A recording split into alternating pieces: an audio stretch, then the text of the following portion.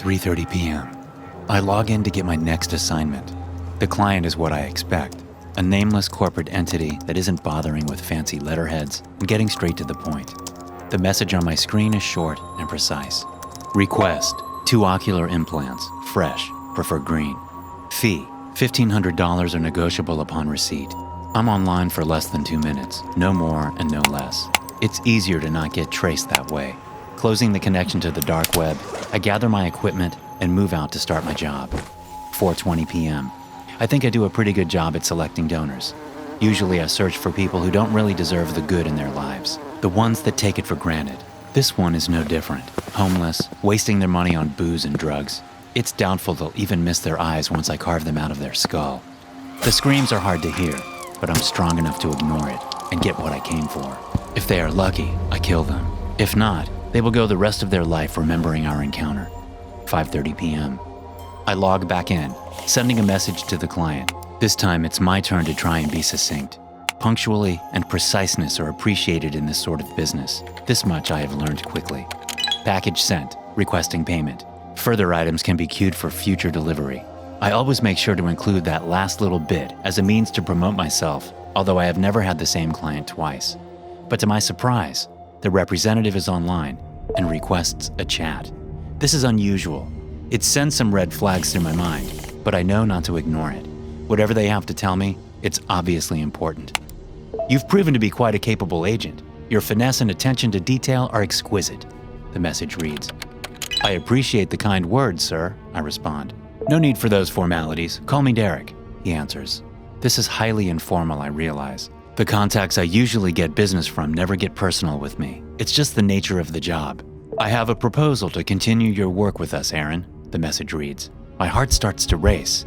Everything about this conversation that had seemed unnatural has immediately heightened 10 times. They know me. Of course they know me. They've been monitoring me since day one. Everything I have done in this hell is to erase my past, but with one simple stroke of the keyboard, they have brought it all back. You must be panicking right now, but there is not a need for alarm.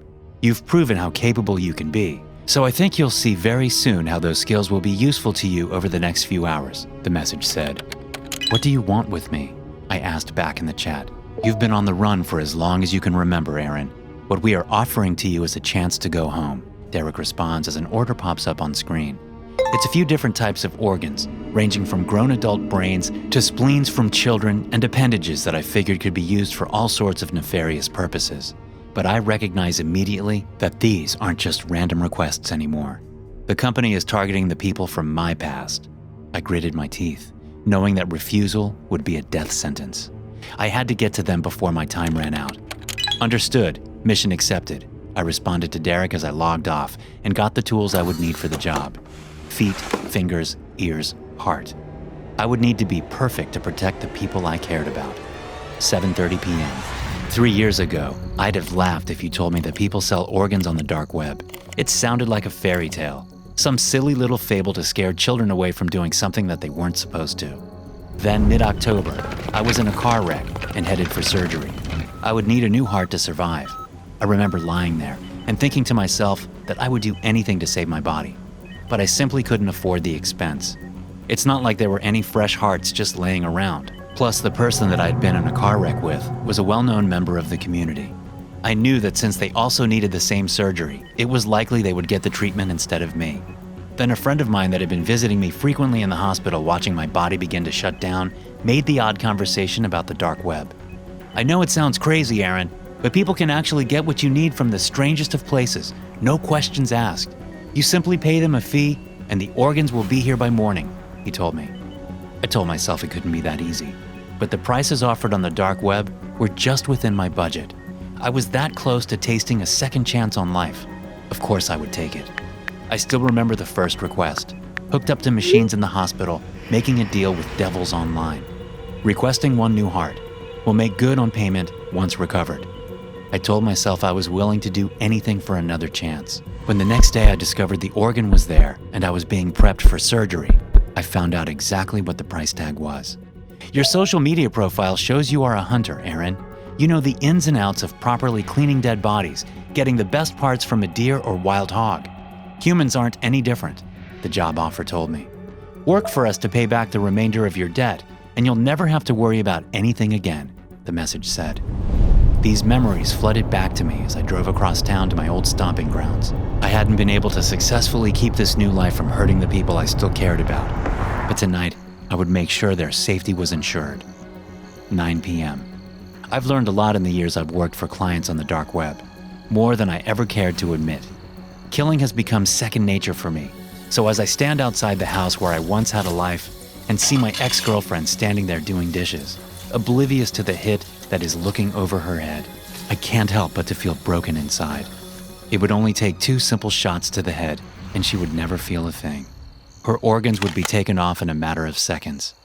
I aimed my weapon with a shaking hand, and then I fired. 11 p.m. Later that night, I'm in the hospital again. A different surgery is about to take place. 2 hands will be removed for the payment to my clients. I ask them to let me use a computer before the operation begins, and I shoot a message to the ones I'm leaving behind. This isn't the life I wanted or cared for, but I have done everything in my power now to protect you. No one will come for you. No one will hurt you. I promise, Aaron. I know that it won't take long for them to get it once I recover from my injuries. By that time, all that will be left to fulfill the client's request is a heart. 2:30 a.m. At some point, I'm awake after surgery, looking down at the stubs of flesh that were once my hands and feet, both destroyed forever so that the people who have forgotten about me don't have to suffer. This feels like a fitting end to my career as an agent of darkness, that the last organs I supply to the dark web are my own.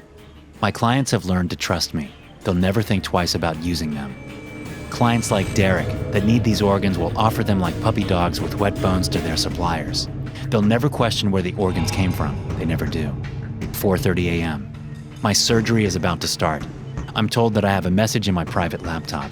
I know it's likely another client checking on their order. But no, this one is different than I expected. It's a reply to my farewell. It pains us to see that you have chosen to take your own life rather than that of others. Such a sacrifice feels like a waste. Don't you recognize that as long as the world turns, there will be people like us and people like you? Your sacrifice is meaningless, the email read. Tears swell up in my eyes, but I can't let them know they have won. I have to be strong for everyone. So I ignore their messages and tell the surgeon I'm ready. It's time to say goodbye. If you are reading this now, it should be 7 a.m. after my untimely death. All of my organs have been harvested and supplied to the ones that asked for them.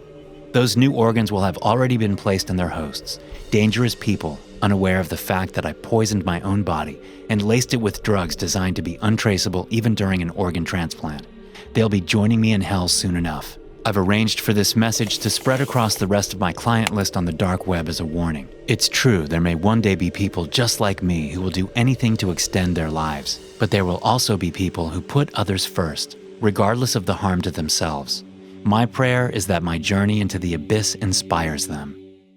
Thanks for listening. If you enjoy these stories, be sure to subscribe to the podcast and check out some more of my episodes here.